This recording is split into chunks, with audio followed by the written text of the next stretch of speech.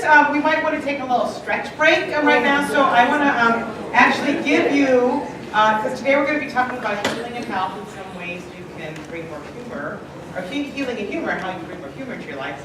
And this is a fun little exercise called standing ovation. And this is what you want to do, like when you're having a really bad day, you can ask everybody or to give you a standing ovation, you know, because usually you see when you do something good, right? So if I could just say, I just didn't get the spa package, the spa facial. I need a standing ovation.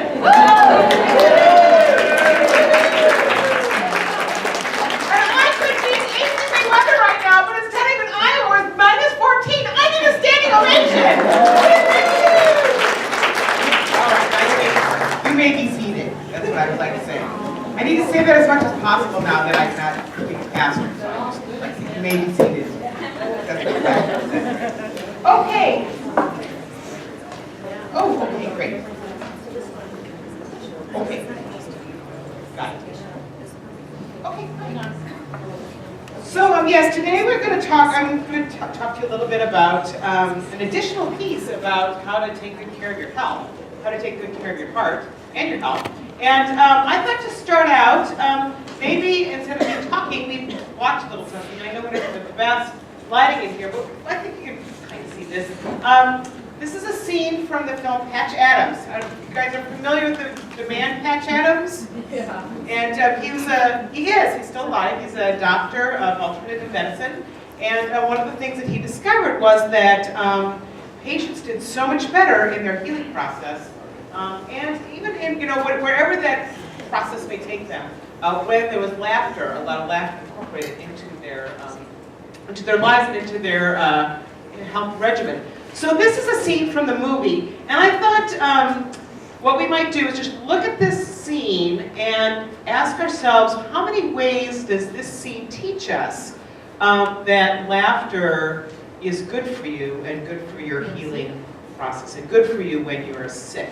So just kind of open up your mind and see how many ways this scene might be teaching us that. So I'm going to say, hit it.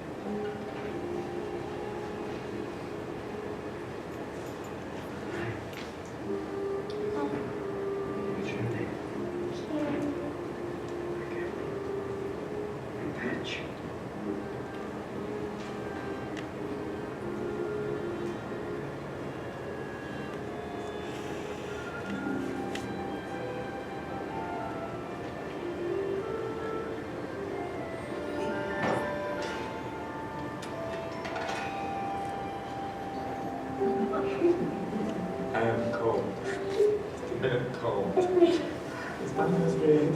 Oh, it's red.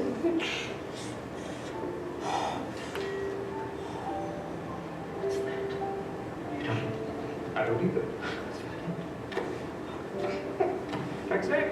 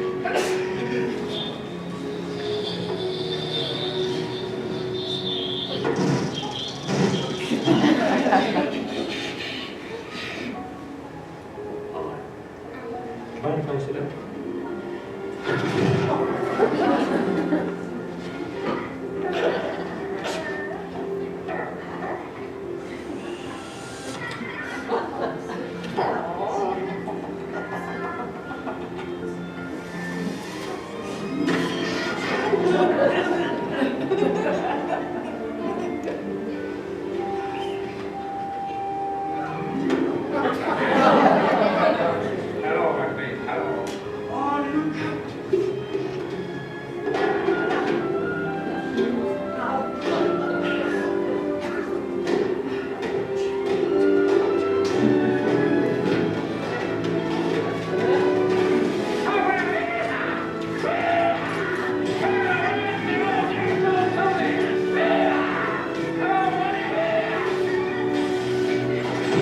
What is going on here?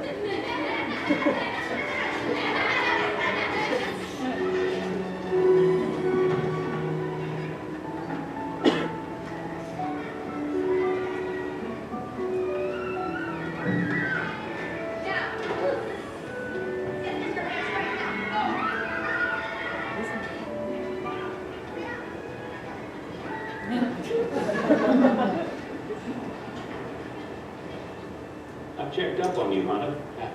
Thank you. Hunter's So- out of practice. One thing that I thought of as I watched that is I know that Robin Williams indeed did have a lot of issues with his health, but what a gift that he gave to us, the sacrifice that he gave in sharing the ability to give so much joy.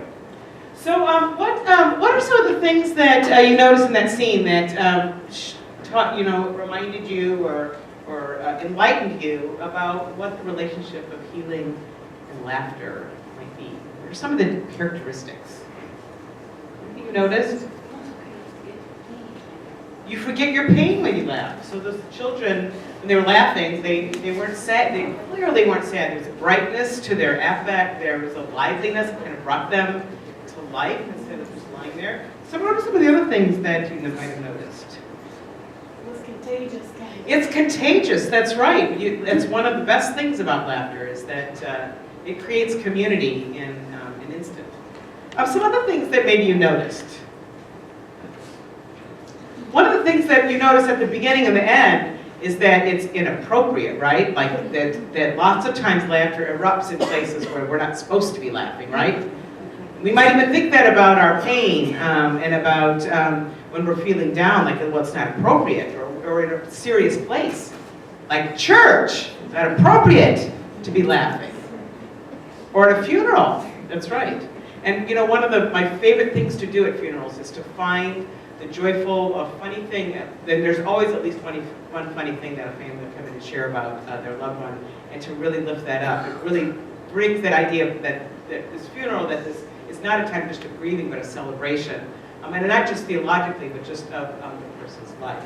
So, and then I also noted that that Patch Adams was great about taking whatever was available and just making use of it, and finding the humor in what was available, and being playful, and that was something too that I thought was important. And last but not least, this scene was filled with him slipping and falling, right? Crack falls are often a common staple of comedy, right? And in fact, I called my talk, when slipping on a banana peel can be good for you.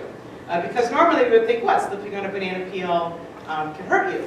And that's one of the, there's a very funny essay, a famous essay about humor that talks about the quintessential comic scene of a man slipping on a banana peel, which should be painful.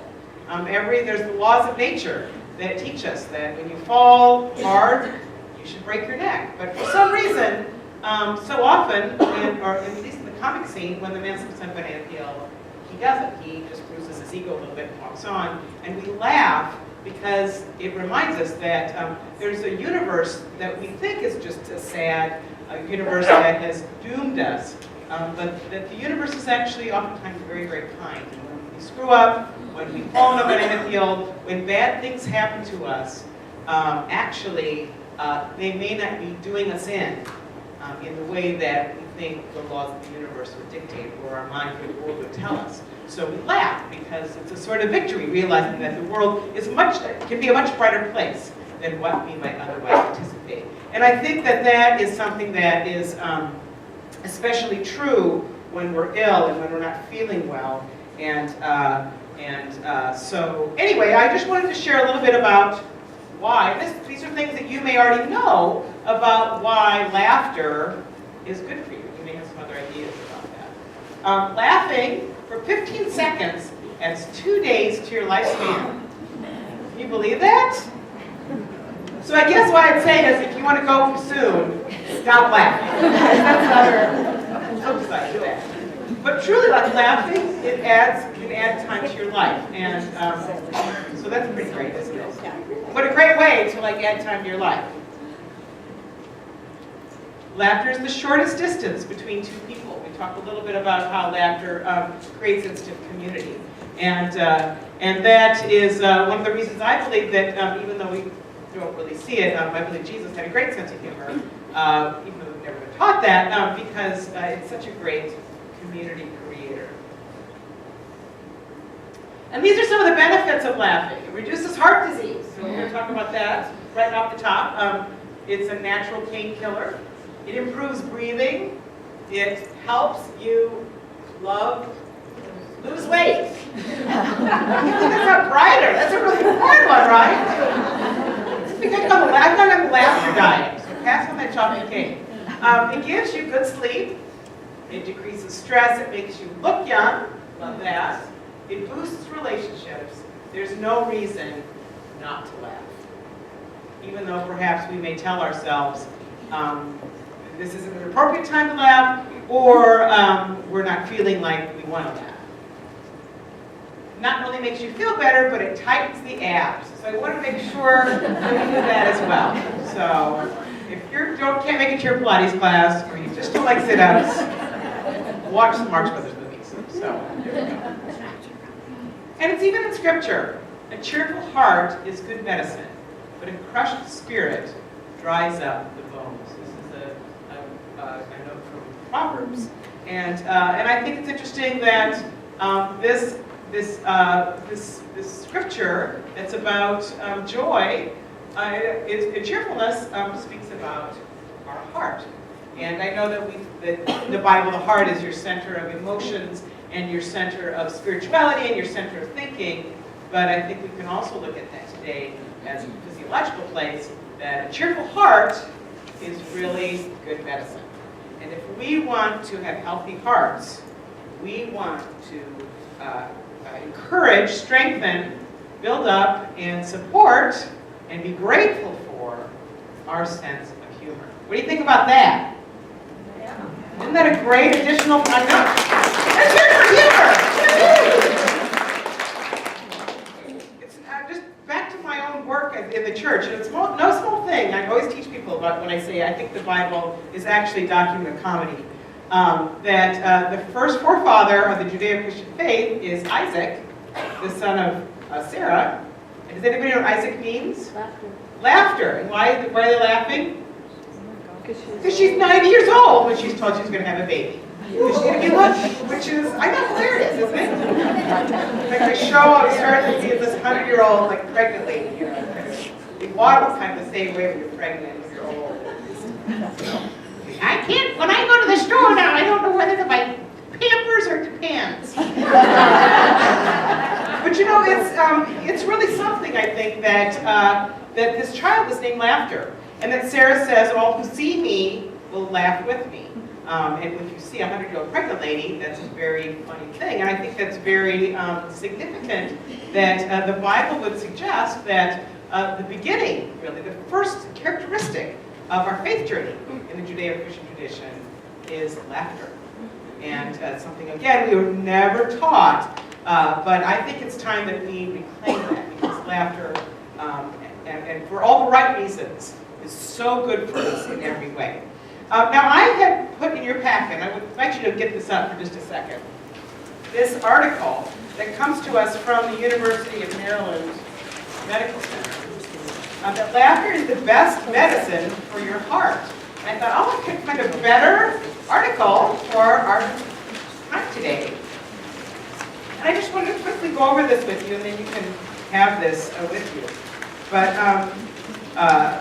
Tabitha and Father Mike talked about some of the important parts of taking good care of yourself, keeping your depression, and taking care of your heart. And I would just add this into your little toolkit. there was a study that they did there a few years ago, and they found that people with heart disease were 40% less likely to laugh in a variety of situations compared to people of the same age without heart disease. So that's really interesting that there's such a high percentage of people that had trouble laughing versus with bad hearts versus the people with good hearts. They said, we don't know yet why laughing protects the heart, but we know that mental stress is associated with impairment of the endothelium, the protective barrier lining our blood vessels. This can cause a series of inflammatory reactions that lead to fat and cholesterol buildup in the coronary arteries and ultimately a heart attack. So stress, and Tabitha talked about this, stress is bad for your heart and bad for your heart, your arteries and all that sort of thing. And one of the things that keeps those vessels, everything strong, is stress relievers. And one of those best stress relievers is laughter. They did this really interesting study for 300 people, and half of the participants had either suffered a heart attack or undergone coronary artery bypass surgery. The other 150 did not have heart disease. They had one questionnaire that had a series of multiple choice answers to find out how much or how little people laughed in certain circumstances. And the second one used true or false answers to measure anger and hostility. And the people with heart disease responded less humorously to everyday situations. They generally laughed less, even in positive situations, and displayed more anger and hostility. Now I look at this and I think, well, it could be that people with heart disease are perhaps people that are just less prone to feel comfortable laughing. They're people that tend to be tenser, that sort of thing, maybe struggle with depression. It could also be that that it's related to the fact that if you have heart disease, maybe if your circulation isn't as good as it could be, it may lead you to feeling less funny. So it could be what comes first, the chicken or the egg. But nevertheless, it lifts up the importance of working on finding your way to laughter. And Miller, the person that did this study, says it may be possible to incorporate laughter into our daily activities, just as we do with other heart-healthy activities, such as taking the stairs instead of the elevator. We could perhaps read something humorous or watch a funny video and try to find ways to take ourselves less seriously. The recommendation for a healthy heart may one day be exercise, eat right, and laugh a few times a day. So I really encourage you to take that to heart, to look for ways to bring more humor into your life, especially in these cold, oftentimes dreary days of the winter. And it's true, there are many studies being done about how the winter can be significantly more difficult for people who struggle with depression, and all of us generally, because of the cold and the dreariness. Now, I wanted to lift up this book. How many of you are familiar with Norman Cousins' book, Anatomy of an Illness? Anybody heard of this book before? You have. Norman Cousins was an editor of the Saturday Evening Post, and he was diagnosed with a very painful, serious neurological joint disease that there was no cure for and was probably going to kill him sooner than later. And they'd given him all this regimen for medicine and all that sort of thing. And Norman Cousins decided that he didn't want to have to, he thought that this just sounded really dreary and not the way he wanted to end his life. He had a lot of pain with a lot of medicine. So he decided instead to hold himself up in a hotel room and drink a lot of orange juice and watch Marx Brothers movies and Candid Camera episodes. And he found that all the laughter that his favorite funny films and favorite TV shows provided brought him like an hour of laughing on a Marx Brothers film, brought him a whole evening free of pain. And he was just amazed at how this worked. And so he just kept doing this and taking vitamin C, and he was cured. And he then dedicated his life to promoting the importance of laughter and humor in our lives and in our health life. So this was one of the first books to to talk about the importance of humor and healing. So I lift that up to you. One of the books that has really had a profound impact on me, and I really can't recommend this book enough. And Leanne's now a big fan of this book. It's a book called The Healing Power of Humor. And it's written by a gentleman named Dr. Alan Klein. And Alan Klein wasn't at first a doctor. He was a silk art person, salesman or something like that. And his wife got cancer. And his wife had a great sense of humor. And she was quite young. And he was bereft, of course, and found that her sense of humor was amazing how it helped them both through this journey of cancer. And he said that at one point she was just not feeling well. He said, honey, what can I do for you? She said, well, could you please, I would just love to have a Playgirl pinup in my hospital room. And he's like, anything for you, honey. So they got the Playgirl, they put the pin up, and of course it was embarrassing. So they put like one of the plants, because she had a lot of plants because of her illness. They put a leaf like over where like an Adam type look, for the leaf. And then they found as the days progressed that the leaf, as it didn't have any water, just kind of shriveled up. So it was exposing more and more of what it was meant to hide. And that the more that happened, the more that they all laughed. They just found that all just so funny. And the kind of release of pain, not only physiological, but emotional in every way. And that's just one way that he discovered, like humor helped them through this journey.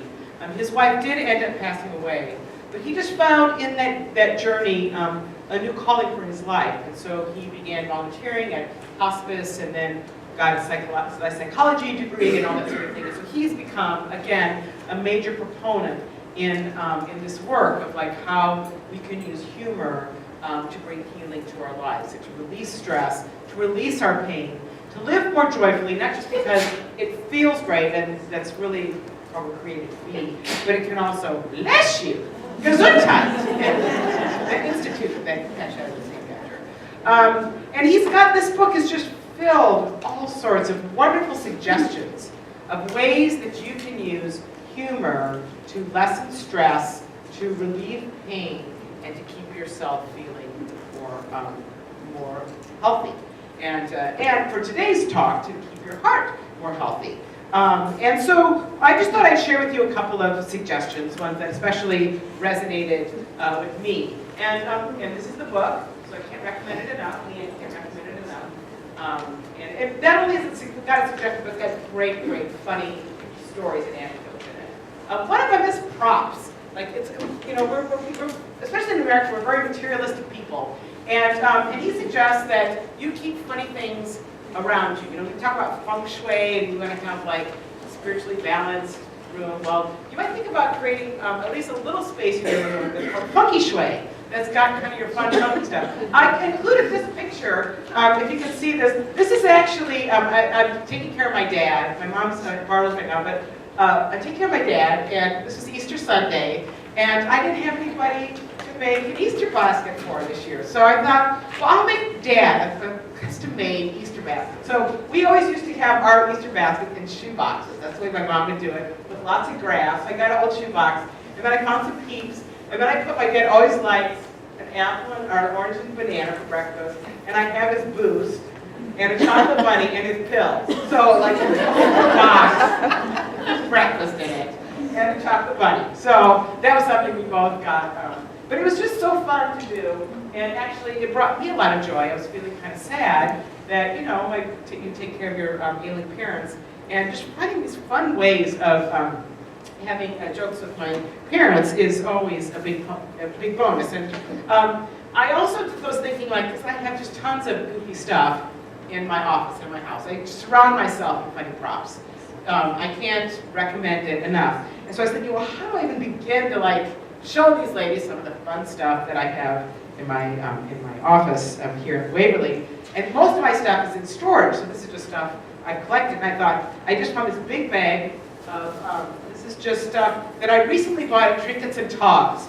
And if you want a fabulous place to go find fun things that you can put in your home that'll make you laugh, I can't recommend Trinkets and Togs enough. So I just thought I'd show you just what happened to me in this bag. I mean, I just thought this was so funny. So I found this plate. This is my kitchen, and I will do as I darn please. So I found that. Like, who would like to put that up in your kitchen and laugh? I also have found, I haven't seen these forever, the Uncola. Remember these glasses?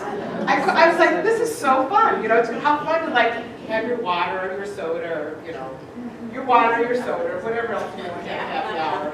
In your Uncola. Even if it's not Uncola, we're grown up, we can, you know, go with it.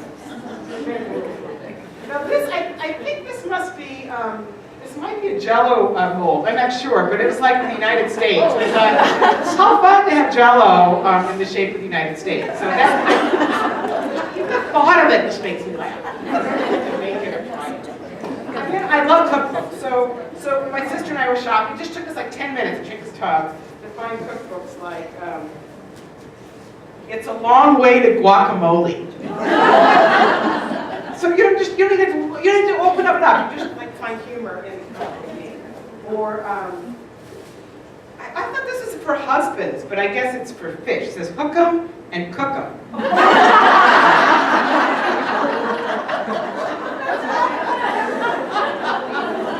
This would be a great, you know, fun to give at a wedding shower or something like that. Or single shower. And then this was our favorite. This is on our coffee table right now in my house. How to feed a Shriner. So, yeah, so a lady with a man from Fez, and you know, it's a good conversation starter. It was the holidays, and I couldn't believe we found this. This was in like almost all the like sweaters, the holiday sweaters and everything. It was this. Oh my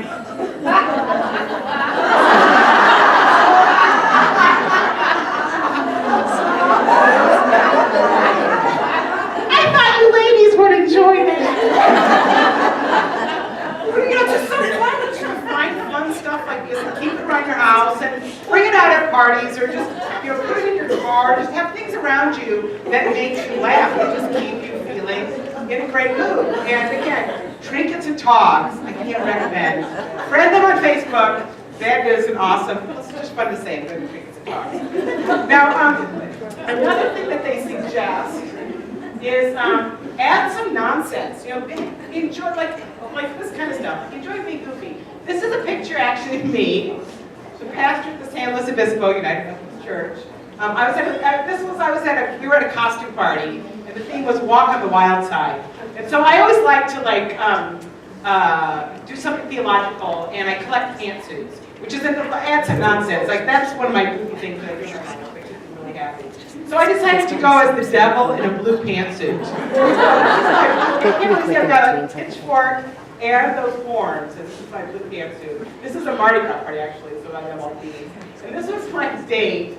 It was coming as cheeses. So I thought that would be good. It was actually the husband of my best friend, who's the Lutheran pastor down the road. So she couldn't make it, so he was my date. And so it was Jesus, the devil in a blue pantsuit, and cheeses getting speared by the pitchfork. So you know, it just was like it's just a fun, wacky thing. But it is really important just to when you're in a tough situation to see if there's an opportunity to find some humor in the situation. I wanted to read you one of the excellent anecdotes that is in this book. And this comes from a pastor, and it's a book that he wrote, Humor, God's Gift. Tal Bonham tells about how some nonsense helped break the ice between his wife, who had been hospitalized for severe depression, and some of her friends. He writes, "Depression. I secretly wondered if my wife would ever laugh again.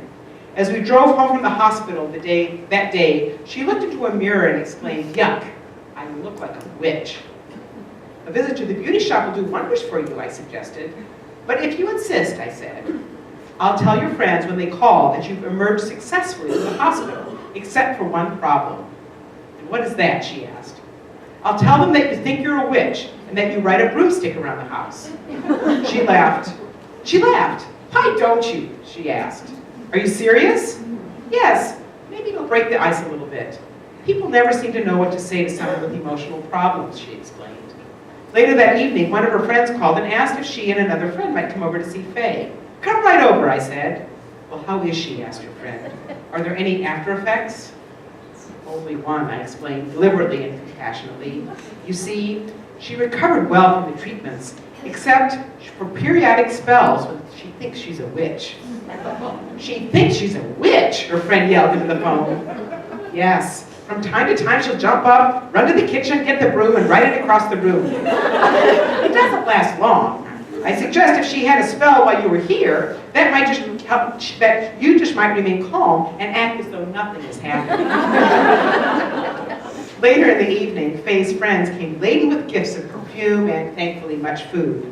I could tell that it was difficult for Faye to talk about her stay in hospital.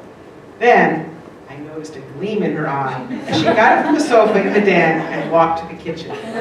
She was going to do it. Her friends were sitting with their backs to the kitchen, and I was facing them.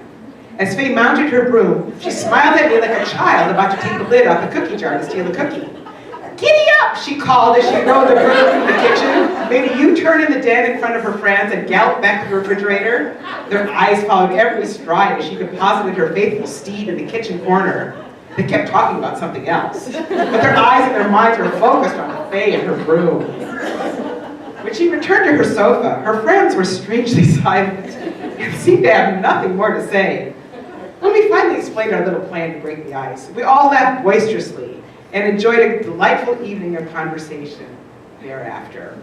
So, like, anything is possible, and how great just to, like, have that fun, and how great for that couple to, like, find that fun little game in the middle of that difficult situation. I mean, how great all the way around, what seems like the most inappropriate, most difficult place to find this fabulous gift of laughter and healing. So never be afraid to try a little nonsense, especially when you're feeling bad. And finally, I just wanted to share, let a smile be your umbrella. This is perhaps one of the easiest and basic ways that we can bring humor into our lives. Smiling is the prelude to laughter. And if we can get in the habit and a discipline, this could be your Lenten discipline if you haven't started one, of practicing smiling.